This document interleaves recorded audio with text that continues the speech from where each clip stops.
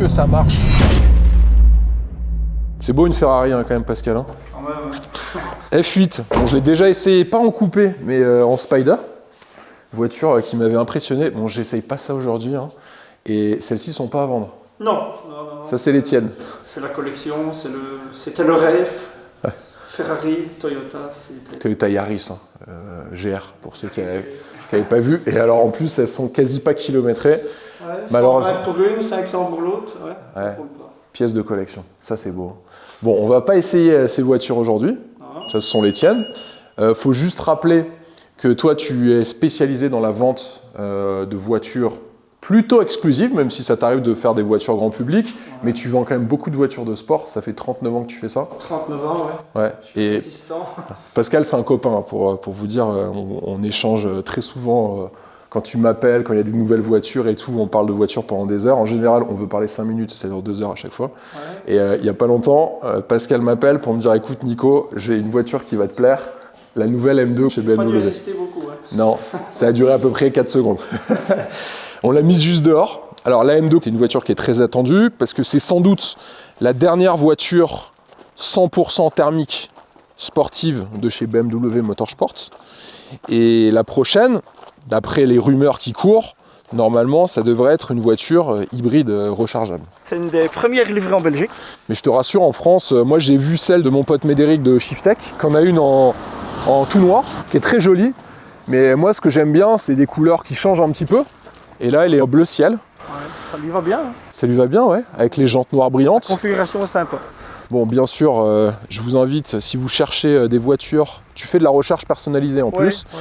Donc si ça vous intéresse de trouver la voiture de vos rêves, sachez que Pascal, alors je dis pas ça pour te faire plaisir parce que c'est un pote, mais alors il arrive à trouver des pépites, je sais pas comment tu fais à chaque fois. C'est une des seules personnes que je connais autour de moi qui arrive à trouver n'importe quelle configuration et n'importe quel modèle hyper rare. Donc je vous mets ses coordonnées en description de la vidéo, avec ton site internet, tes réseaux sociaux. Ouais, Facebook surtout. Tu es surtout sur Facebook. Le site internet, mais ici c'est beaucoup du local aussi. Ouais. Donc un peu Instagram, mais voilà. Bon, en tout cas, je vais la dépecer cette voiture, comme je le fais d'habitude. Elle est nouvelle, il faut la rôder un peu. Ah, t'inquiète, moi je suis très doux avec les voitures. Je vais vous détailler toutes ses caractéristiques extérieures, son habitat, ses technologies embarquées. On ira faire un tour sur la route, je vous donnerai mon avis. Et puis je conclurai la vidéo avec ses défauts, parce qu'elle en a, vous allez voir, et aussi ses qualités. Et j'essaierai de répondre à la question suivante, est-ce que la BMW M2 va continuer à faire perdurer le mythe motorsport dans les prochaines années? Réponse en fin de vidéo. Sur YouTube, n'oubliez pas de vous abonner, d'activer la cloche de notification. Pareil, sur mes réseaux sociaux, Instagram et TikTok, Le Vendeur Automobile, abonnez-vous. Je diffuse que du contenu exclusif. Et abonnez-vous au compte de Pascal. Si vous aimez bien les voitures, vous n'allez pas être déçus. Et si encore une fois, vous cherchez une voiture rare, je pense que tu seras là pour répondre. On peut trouver. Ah, ouais, mais il est discret, mais il trouvera forcément. On a place près de Luxembourg, on a encore tout ce qu'on veut. Il trouvera forcément. Bon, c'est parti ? C'est parti. Allez, on y va.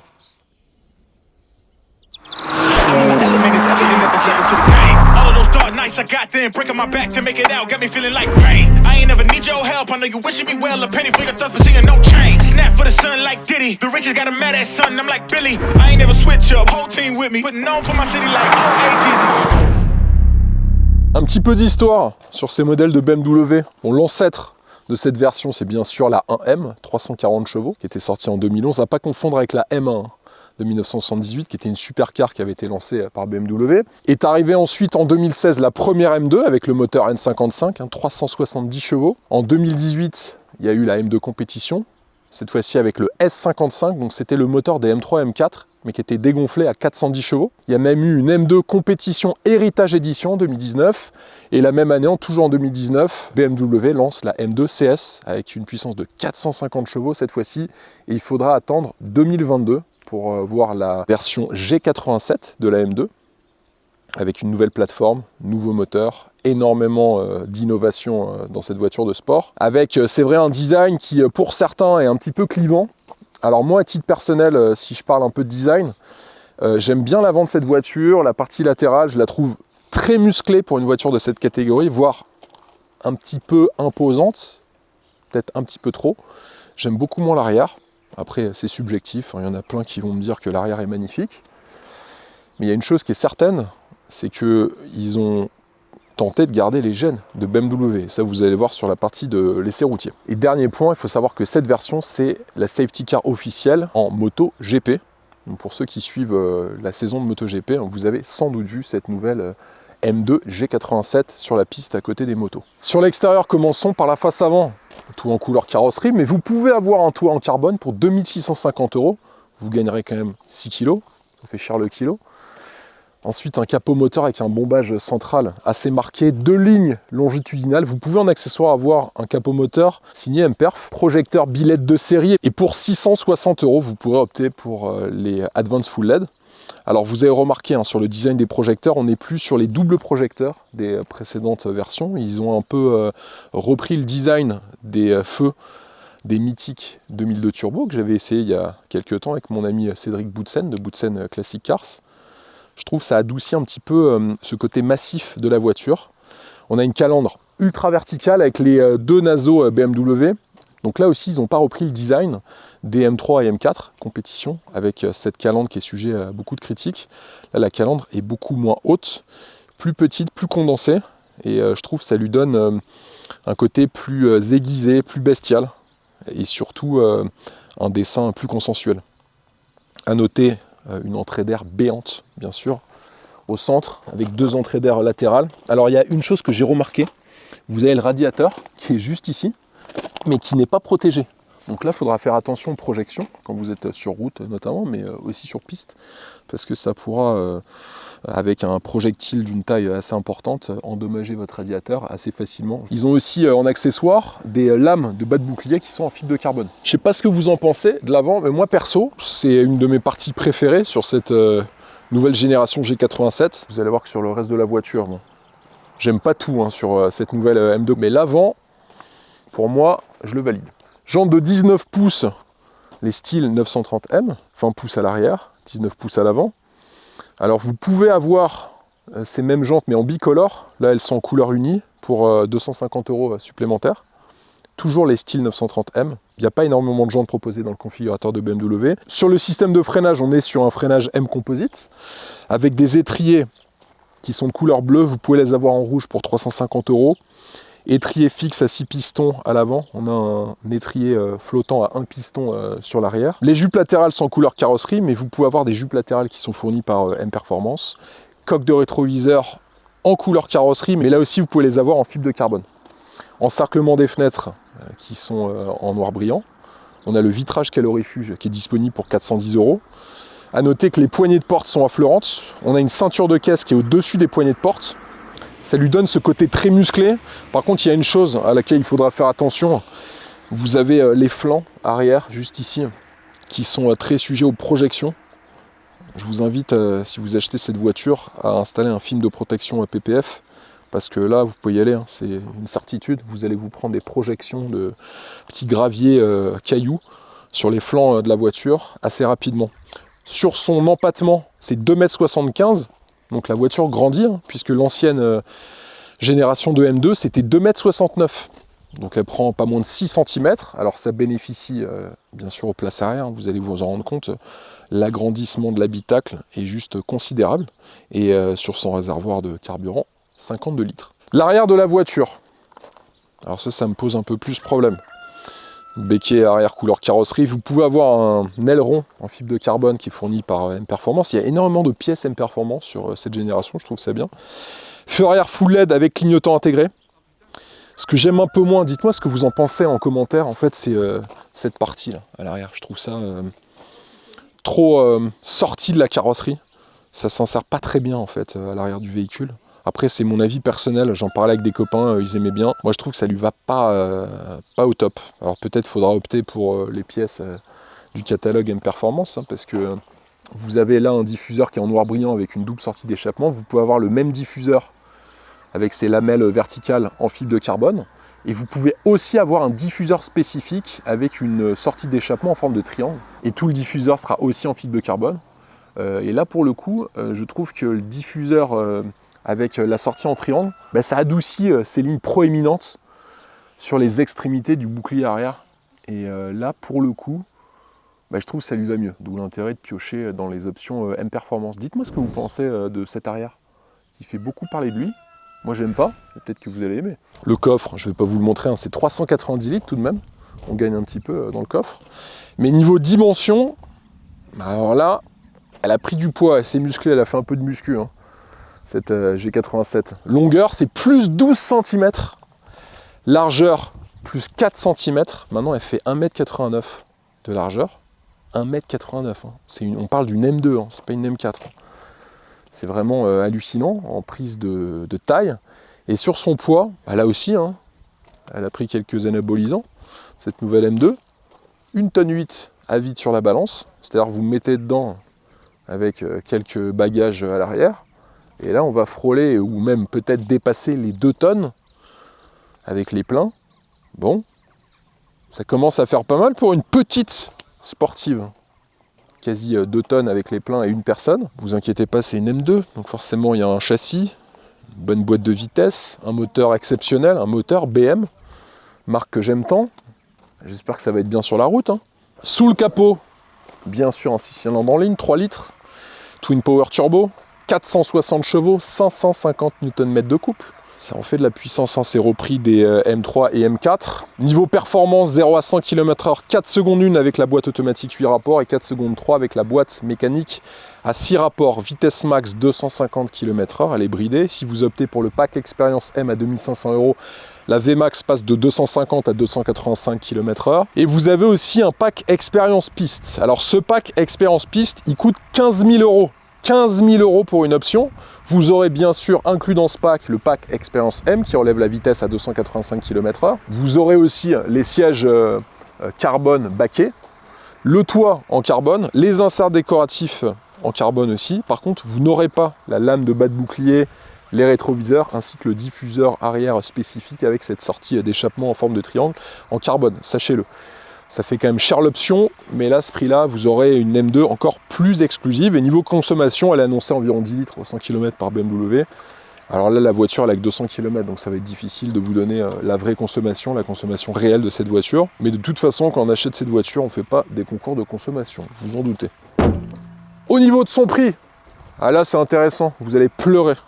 Pour ceux qui ont acheté une M2 il y a quelques années. 81 100 € en prix de base, hors option, mais surtout hors malus écologique. Et en France, en 2023, le malus écologique sur une M2, selon les options que vous aurez choisies, ça va s'élever entre 40 et 50 000 €. C'est-à-dire que la voiture va coûter entre 121 000 et 131 000 € hors option. Donc vous rajoutez par exemple le pack Experience Piste, des pièces en fibre de carbone, 2-3 options supplémentaires.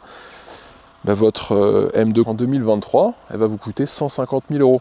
Je tenais à remercier chaleureusement notre merveilleux gouvernement pour la mise en place de ces taxes qui tuent l'automobile plaisir. J'en parle à chaque fois, ça me fait juste péter un plomb, vous le savez. Dommage qu'à cause de ces malus écologiques, que beaucoup d'ailleurs de concessionnaires en fait vous payent une partie du malus, ils prennent à leur charge une partie du malus écologique, parce que sinon ils n'en vendraient pas, hein, tout simplement. On parle d'une M2, hein, 150 000 €. Pour vous dire, une 997 GT3 en 2007, toute option avec du carbone intérieur-extérieur, ça coûtait moins de 150 000 €. C'est-à-dire que 15 ans après, une M2, on n'est quand même pas du tout dans la même catégorie, à cause des taxes, ça coûte le même prix qu'une Porsche 911 97 GT3. C'est vous dire la stupidité de notre système fiscal pour les immatriculations de ces voitures sportives qui, soi-disant, polluent énormément, alors que quand vous achetez une voiture comme ça, si vous faites 4000 km par an, c'est le bout du monde. Par contre, ça ne les dérange pas de voir rouler des vieux diesels qui ont 25 ans et qui font 40 000 km par an. Bref, on est dans une aberration fiscale et aussi mentale de notre gouvernement, mais on est obligé de faire avec, malheureusement. Vraiment dommage. Moi, j'adore BMW, vous le savez, j'ai eu pas mal de BM, des M, Alpina, etc. C'est une de mes marques préférées avec Porsche. Et je suis vraiment extrêmement déçu qu'il y ait ce genre de taxation en France, qui décourage, bien sûr. Moi, typiquement, c'est une voiture que j'aurais achetée s'il n'y avait pas le malus écologique. Voilà, je sais que je ne vais pas l'acheter parce que donner 40 ou 50 000 € à l'État juste pour un petit papier, non merci, mais ça va aller. Les solutions sont multiples. Hein. Vous pouvez vous installer à côté de chez Pascal, en Belgique. Hein. Là, vous paierez, je crois de mémoire, c'est à peine 6 000 € de frais d'immatriculation. Et après, ils ont une taxe annuelle à payer, mais c'est quelques centaines d'euros seulement sur des voitures exclusives comme une M2. Donc installez-vous en Belgique, c'est peut-être la solution. Bon, sur les places arrière, même si vous avez plus de place, vous pourrez, contrairement à l'ancienne, mettre des adultes sur des petits trajets. Après, plusieurs centaines de kilomètres, ça va être compliqué. La banquette arrière, il y a 2 places arrière qui sont rabattables en 40-20-40. Sachez qu'il y a un ciel de pavillon M anthracite qui est de série. Et le toit ouvrant en verre, c'est une option à 1250 €. Sur les contreportes, du plastique noir avec un design en triangle. Accentuation des garnitures de contreporte rétro-éclairées avec les couleurs Motorsport. Les finitions sont de qualité, même si on a un peu de plastique dur sur le bas de la contreporte. Sur le système audio, 10 haut-parleurs et 205 watts de série. Et vous pouvez opter pour l'Harman Kardon pour 660 € avec 14 haut-parleurs. Les seuils de porte en aluminium avec le monogramme M2. Le pédalier M en alu, avec les tapis de sol qui sont en velours. Vous pouvez avoir les tapis de sol M-Perf qui sont dispo. Alors sur la sellerie, vous avez l'Alcantara simili-cuir Sensatec Schwarz, donc c'est le noir, le Schwarz, avec surpiqûre bleue de série. Et sur notre modèle, on a les sièges réglables électriquement avec mémoire conducteur pour 1000 €. Vous pouvez avoir les sièges M Sport pour 1000 € avec le sigle M2 rétroéclairé sur le dossier avec les réglages électriques. Et aussi les types baquets M Carbone avec le pack M Performance Piste dont je vous ai parlé à 15 000 €. Et vous gagnez 10,8 kg par rapport au siège M Sport. Alors les sièges sont chauffants de série et vous avez les ceintures de sécurité qui sont noires avec un liseré aux couleurs M pour 310 €. Sur le maintien des sièges, il y a plus de place que sur la précédente génération. Donc pour les gabarits un petit peu imposants, vous serez plus confortablement accueilli dans la voiture. Ça, c'est une bonne chose. Moi, j'étais un petit peu engoncé dans l'ancienne, même si c'est une voiture que j'adore. Alors là, pour le coup, celle-ci, vous n'aurez aucun mal à faire 1000 km d'un coup dans cette voiture de sport qui est plus proche d'une GT aujourd'hui que d'une vraie voiture de sport. Comme quoi les voitures s'assagissent avec le temps, et c'est aussi le cas de cette M2 compétition. Affichage tête haute 11,5 pouces avec le BMW Live Cockpit Navigation Pro, ça c'est 1100 €. On a un écran d'instrumentation dans cette dalle numérique ultra large, ça c'est la grande nouveauté, déjà présent dans la M3 Touring, je vous les avais présenté il y a quelques mois avec Seb Delaney. 12,3 pouces, ça commence à faire beaucoup, mais l'avantage, c'est qu'il y a une lisibilité qui est juste excellente. Ça, c'est super agréable. Volant M2 série avec un serre en alu brossé. Vous pouvez aussi avoir un volant avec ses finitions en fibre de carbone. Et puis, l'intérieur de la jante du volant avec des surpiqûres qui reprennent les couleurs Motorsport. Le volant, il est chauffant pour 210 €. Vous avez toujours les palettes, les boutons M1 et M2 qui, je vous le rappelle, vous permettent d'accéder immédiatement à des réglages personnalisés pour par exemple faire de la piste ou vous mettre en mode sport. À droite, vous aurez accès à la navigation dans l'écran d'instrumentation, le volume, les playlists, la commande vocale et aussi le téléphone. Et à gauche, vous avez les aides à la conduite. Régulateur de vitesse adaptatif, limiteur de vitesse. Alors de série, vous avez le régulateur de vitesse avec la fonction freinage en descente. Et pour 800 €, vous aurez le régulateur ACC+. Donc ça, il fonctionne jusqu'à 210 km/h avec la fonction Stop and Go et il adapte la vitesse en fonction des panneaux de signalisation grâce à la caméra qui est en haut du pare-brise. Et vous avez aussi la détection de collision avant avec le freinage d'urgence.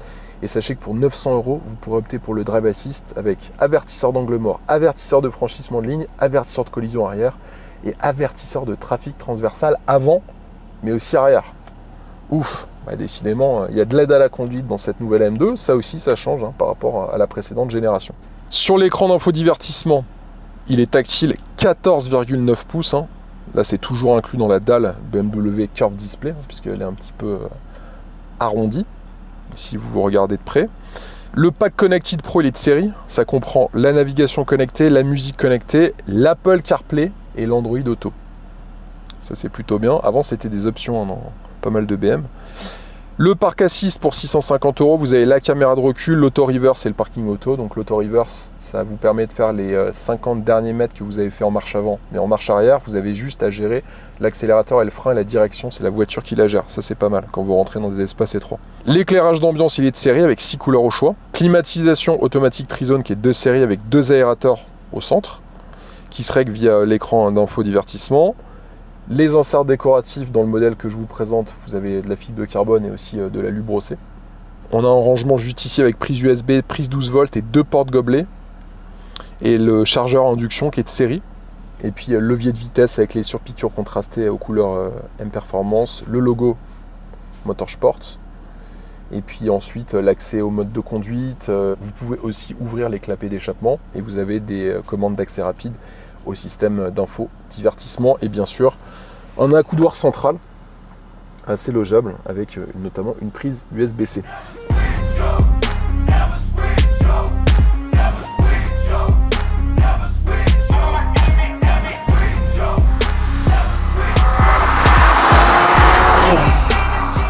Place maintenant à l'essai routier. Bon, c'est des voitures, on aime les voir rouler plutôt que de vous faire une présentation statique, mais vous savez que j'aime bien le faire quand même. Je vais commencer par vous parler de ces suspensions. À l'avant, on a une jambe de force à double articulation, un essieu arrière à 5 bras. Et ce qui est important à retenir, c'est que vous avez les suspensions Select Drive M, qui sont 2 séries à commande électronique. Donc vous avez un principe assez simple, vous avez des valves internes à commande électromagnétique qui vont faire varier la souplesse de l'amortisseur en fonction de la situation de conduite sur chacune des roues. Et c'est vrai, on a une précision de conduite malgré, ça je préfère le préciser, le poids du véhicule, 1,8 tonne à vide. On en oublierait presque le poids quand on commence à accélérer et à avoir un rythme assez soutenu. Mais ce qui est bien, je trouve, c'est qu'on arrive véritablement à avoir un confort à 2 visages, si je puis dire, c'est-à-dire vous pouvez rouler à la cool sur des routes un petit peu bosselées avec beaucoup d'aspérité et de défauts, bénéficier d'un confort de voiture de grand tourisme, et ensuite si vous souhaitez accélérer le rythme, là vous pourrez avoir une dureté des suspensions adaptées et ainsi pouvoir conduire comme un fugitif votre BMW M2. Il y a 3 modes de réglage des suspensions, donc vous avez confort, sport et sport plus. Bien sûr, si vous vous positionnez en Sport Plus, là vous aurez une dureté assez prononcée et il faudra aller vite avec la voiture, mais ce ne sera pas du tout confortable. Sur la direction, on a une direction Servotronic M à démultiplication variable. Donc bien sûr, en fonction de la vitesse, vous allez avoir la direction qui va durcir. Alors ça commence à être très répandu, cette option, cet équipement sur beaucoup de voitures, que ce soit chez BMW mais aussi chez des marques concurrentes. Mais on a un très bon retour d'information de la direction. C'était le cas aussi sur l'ancienne BMW M2. Moi j'ai fait beaucoup de drift avec l'ancienne M2, notamment avec Pégase Pilotage, mon ami Yann Lojessec qui m'a appris le drift. C'est des voitures qui sont extrêmement bien équilibrées. Pour faire du drift, c'est clairement une voiture école. C'est aussi le cas sur cette génération. Donc là aujourd'hui je ne vais pas vous faire du drift avec, mais quand j'en ferai je vous montrerai ce que ça donne. On a un équilibre de châssis qui est excellent, mais c'est vrai que la direction joue pour beaucoup. Quand vous avez une direction communicative, comme c'est le cas sur cette BMW G87, ça facilite les manœuvrabilités et aussi l'agilité et le contrôle qu'on a sur le véhicule. Bien sûr, vous avez un différentiel actif M2 série qui permet de répartir la force motrice sur les roues arrière, puisque je vous le rappelle, on n'est pas sur une version X-Drive ou MX-Drive avec la transmission intégrale, mais bel et bien sur une propulsion pure et simple. Donc le différentiel, vous êtes obligé d'en avoir un sur ce type de voiture, sinon vous avez les roues arrière qui tournent à la même vitesse, et donc là ça devient très compliqué déjà de mettre du rythme, d'aller fort dans les courbes, mais surtout si vous faites de la glisse, encore une fois, alors là bon courage. Moi j'ai déjà essayé sur une vieille BMW qui n'avait pas d'autobloquant, même si le différentiel apporte un peu plus de précision, là bon courage. Celle-ci bien sûr elle en est équipée, et quand vous avez 460 chevaux, mais surtout autant de couple, 550 Nm de couple, c'est le genre d'équipement mais juste obligatoire. Contrôle de traction moteur sport, bien sûr, qui est inclus dans cette voiture, qui est réglable sur 10 niveaux sur l'écran d'infodivertissement. Alors ça vous permettra, selon votre niveau de conduite, déjà d'avoir une intervention plus ou moins prononcée de ce traction control, donc contrôle de traction en français. Et si vous souhaitez faire du drift, bien sûr, il faudra retirer toutes les aides à la conduite du véhicule pour que le contrôle de traction ne soit pas du tout intrusif dans votre pilotage, parce que là, sinon, là, vous allez avoir du mal à drifter. Sur la boîte de vitesse, on est sur une boîte de vitesse automatique à 8 rapports, la Steptronic, la M Steptronic, avec bien sûr les palettes qui sont en carbone derrière le volant. Réactivité de la boîte excellente, vous vous en doutez. Mais si vous souhaitez avoir une expérience de conduite à l'ancienne, optez pour la boîte de vitesse mécanique, 6 rapports. Et vous avez même une fonction de talon-pointe automatique sur les boîtes de vitesse mécaniques. Quand vous allez rétrograder, vous allez avoir un petit coup de gaz lors du rétrogradage. Ça, c'est une technique de pilote. Là, vous n'aurez pas besoin de le faire puisque ça se fera automatiquement. Je fais attention au régime moteur puisque la voiture a que 200 km et il faut pas trop la pousser dans les tours, forcément. Il faut respecter ça pendant 2000 km, sachez-le. Sur le freinage M Composite de série, de toute façon, vous n'avez pas possibilité d'avoir le freinage en carbone céramique en option, du moins en France. Et je ne crois pas que ce soit prévu que la nouvelle M2 G87 en soit équipée. Alors, en même temps, c'est une voiture véritablement, pour moi, c'est une voiture de grand tourisme, plaisir. On n'est pas véritablement sur une voiture de sport avec laquelle vous pourrez claquer des chronos, même si en soi, avec des bons pneus, avec l'option pneus piste à 1000 €, vous pourrez faire des chronos sympas. Mais la voiture est tout de même lourde, 1,8 tonnes sur la balance. Je ne vais pas vous dire qu'elle est légère, la voiture, ce serait vous mentir. Heureusement qu'il y a pas mal d'aides à la conduite, le contrôle de traction, le différentiel qui en fait vont un peu neutraliser la masse de la voiture et vous faire penser que la voiture est agile et légère. Mais après, quand vous commencez un peu à hausser le rythme, on sent que notamment sur les freinages, on reste sur une voiture de grand tourisme et on n'est pas sur une Lotus Elise ou une Lotus Exige, vous l'aurez compris. Plusieurs modes de conduite, vous en avez 5, Road Sport Track et M1 et M2. M1 et M2, ça vous permettra d'avoir la personnalisation à votre souhait de tous les paramètres qui vont être modifiés avec le choix d'un mode de conduite spécifique. Donc pour rappel, les modes de conduite sur la M2, ça va influer sur le moteur, boîte de vitesse, châssis, direction, frein et aussi le contrôle de traction, le DSC. Les modes de conduite sont assez marqués, de toute façon je vais vous faire une petite accélération, vous verrez bien. Là je me suis mis en M2, forcément j'ai les clapets d'échappement qui sont ouverts, une boîte de vitesse plus réactive et on va faire une petite accélération. Nouvelle M2, 460 chevaux, vous êtes prêts? Allez, on y va.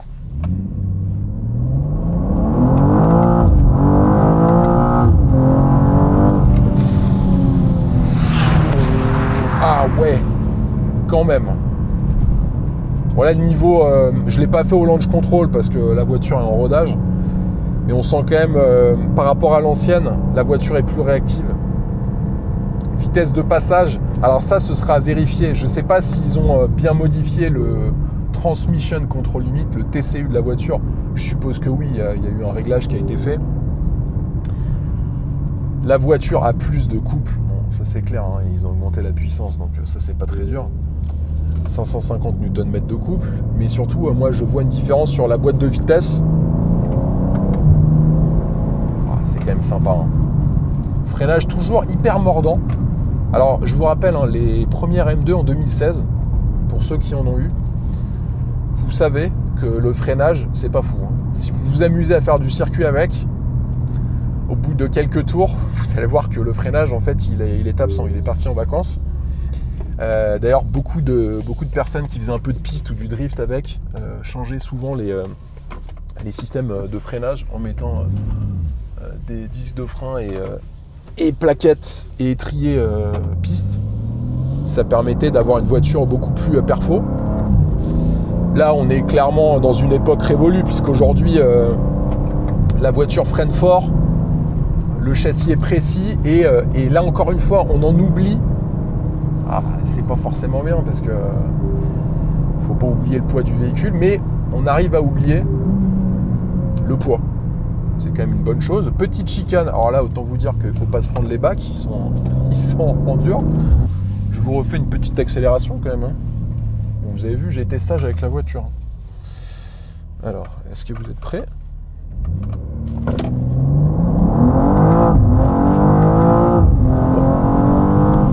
Qu'est-ce que ça marche! Qu'est-ce que ça marche! C'est ce que j'aime dans les BMW. Les moteurs, on peut raconter ce qu'on veut. Mais alors, les meilleurs motoristes de la planète, c'est encore BM en 2023. Alors, je sais qu'ils font des voitures électriques aujourd'hui et que ça ne plaît pas nécessairement à tout le monde. Même s'ils font des très bonnes voitures électriques. Alors après, pour tous les jours, les voitures sont excellentes. Après, pour faire de la piste... Bon, après, c'est mon avis perso. Moi, ça ne m'attire pas du tout. Mais moi, j'ai besoin du bruit du moteur. C'est hyper sensationnel. Là, le bruit est sympa à l'intérieur, même à l'extérieur. Ce que je retiens sur la partie route, la voiture est encore plus sécurisante que sur les anciennes générations. Elle est beaucoup plus lourde, ça c'est un petit peu dommage. mais on retrouve vraiment les gènes BMW avec ce toucher de route, une direction hyper communicative, un moteur très coupleux et puis une voiture malgré son poids qui reste agile.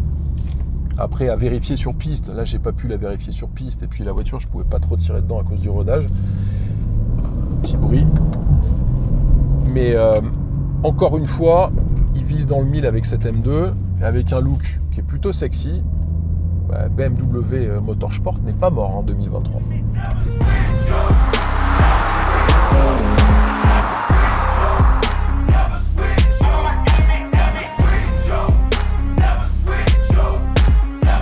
Alors Nico, ça dit quoi la nouvelle M2? Alors cette M2, écoute, moi ce que je remarque parmi ses défauts, déjà c'est son poids, poids vide, 1,8 tonnes. Ça se ressent? Ça se ressent vraiment. Là on est sur la boîte automatique, 8 rapports, et tu gagnes à peu près 25 kg si je ne me trompe pas sur la boîte mécanique, donc quasi rien.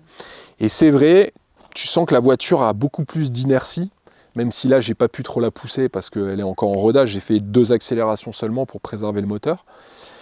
Donc ça c'est vrai, je pense que pour ceux qui souhaitent de temps en temps faire un peu de circuit, voilà, la voiture va avoir plus de contraintes puisqu'elle a plus de poids. Donc ça c'est un petit peu dommage. En France, malheureusement, on a ce satané malus écologique de 50 000 €, donc c'est énorme. Et puis elle a une liste d'options qui est encore longue.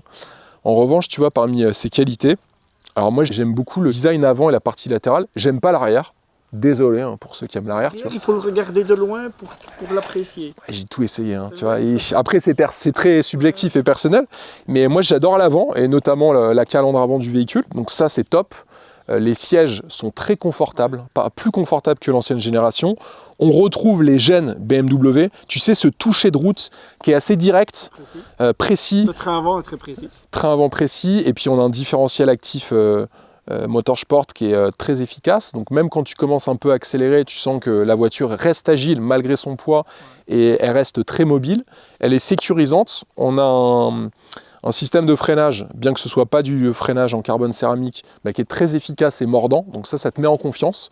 Et c'est vrai que toutes ces aides à la conduite, ses trains roulants, son châssis, ses suspensions te font oublier le poids. Et ça, c'est plutôt une bonne chose. Donc, elle reste fun. Et pour moi, BMW a réussi à mixer modernité, le côté très sécuritaire de la voiture, avec ces gènes un petit peu à l'ancienne qui ont fait le succès de BMW, avec une voiture qui est fun à conduire. Et ça, c'est vraiment cool. Je vous rappelle, les amis, que j'ai fait cet essai grâce à mon ami Pascal. Alors, Pascal, c'est pas un client, hein. C'est vraiment un pote avec qui on échange très souvent. Ça m'a fait plaisir que tu viennes. Bien sûr. Beaucoup en plus. Non, je sais bien, mais moi, tu sais, faut pas insister beaucoup avec des voitures comme ça. Un chiffre magique était là. Voilà, M2. Comme quoi, il en faut pas beaucoup. Je tenais à te remercier, Pascal, c'est vraiment cool. Encore une fois, je vous invite à contacter Pascal si vous souhaitez chercher des voitures difficiles à trouver. Je dis vraiment pas ça parce que c'est un copain. Pascal, il a cette compétence de trouver des voitures introuvables. Par exemple, la M2. Je crois que je suis l'un des premiers à en faire un essai. Je sais que Médéric de Shiftech en a reçu livraison il y a une semaine. On devait faire un essai sur piste. Malheureusement, ça ne s'est pas passé comme prévu. En tout cas, celle-ci, il n'y a pas eu de souci du tout. Comme quoi, ça dépend des voitures. Donc, contactez Pascal. Je vous ai mis ses réseaux sociaux, ses coordonnées. Il est en Belgique, juste à côté de la frontière française. Donc, c'est super pratique. Et puis, vous verrez, il est vraiment fort. Mais alors, vraiment très fort pour trouver des pépites. Merci beaucoup, Pascal. Abonnez-vous à ma chaîne YouTube, surtout n'oubliez pas, ça c'est super important. Vous activez la cloche de notification et surtout vous vous abonnez à mes comptes Instagram et TikTok, Le Vendeur Automobile. Moi je vous dis à la semaine prochaine, allez ciao.